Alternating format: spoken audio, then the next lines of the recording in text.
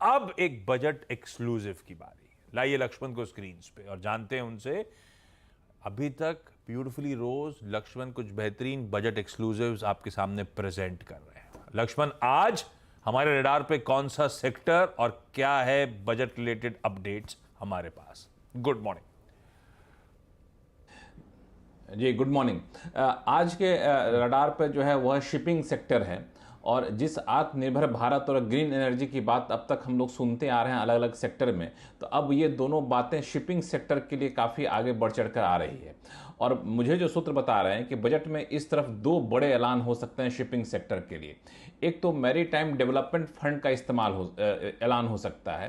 ये maritime development fund का इस्तेमाल किया जाएगा शिप बनाने में। आपको बता दूं कि अभी अगर देखें तो पूरे दुनिया भर में जो टोटल शिप की कैपेसिटी है, जो उसको टनेज कैपेसिटी कहते हैं, वो मुश्किल से 2% भारत की हिस्सेदारी उसमें है। और हर साल लीजिंग पर $75 बिलियन भारत खर्च करता है। तो भारत चाहता है कि हम खुद अपना शिप क्यों ना बनाएं, लेकिन उसमें पैसा बहुत चाहिए, लॉन्ग टर्म के लिए फाइनेंस चाहिए। तो इसलिए शिपिंग मंत्रालय ने एक प्रस्ताव तैयार किया है कि मैरीटाइम डेवलपमेंट फंड बनाया जाए। उस फंड में शुरुआत में 15 से 20 हजार करोड़ रुपए रखे जाए। 7 साल के लिए फंड हो और इस फंड से सस्ती दरों पर, आसान शर्तों पर लंबे समय के लिए शिप बनाने वाले कंपनियों को फंड किया जाए।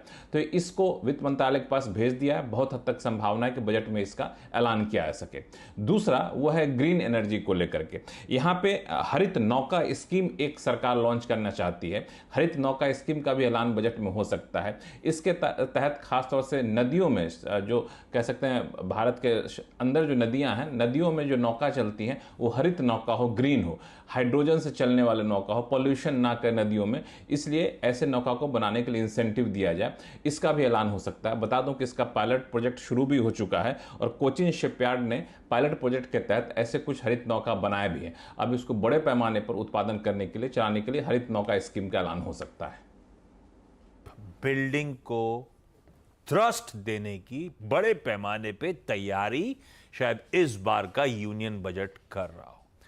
शिप बिल्डिंग में कोई कोचीन शिपयार्ड, कोई मजगांव डॉक और कोई गार्डन रीच शिप बिल्डर्स, इन सबको रखिएगा रडार पे। हरित नौका, अगर उसको टूल देने की बात है तो सभी के लिए फायदा है, लेकिन क्योंकि प्रोटोटाइप पे ऑलरेडी कोचिन शिपयार्ड कामकाज कर रहा है, फिर वो रडार पे आ गया। तो ये है इस बार की बढ़िया सी शिपिंग रिलेटेड, फोकस रिलेटेड जो पॉकेट्स होंगी और अपडेट्स आ सकते हैं, उस पर लक्ष्मण की बढ़िया सी एक्सक्लूसिव। कोचीन शिपयार्ड का हर जगह नाम आ रहा है तो उसी का चार्ट चेक ले लिया जाए। बहेती साहब, कोचीन शिपयार्ड जरा चार्ट खोल के देखिएगा, लग कैसा रहा है? ये बहुत चले हुए काउंटर्स हैं वैसे, लेकिन अभी भी मन है दाव लगाने का। बजट से पहले कुछ ऐसी पोजीशन दिख रही है क्या?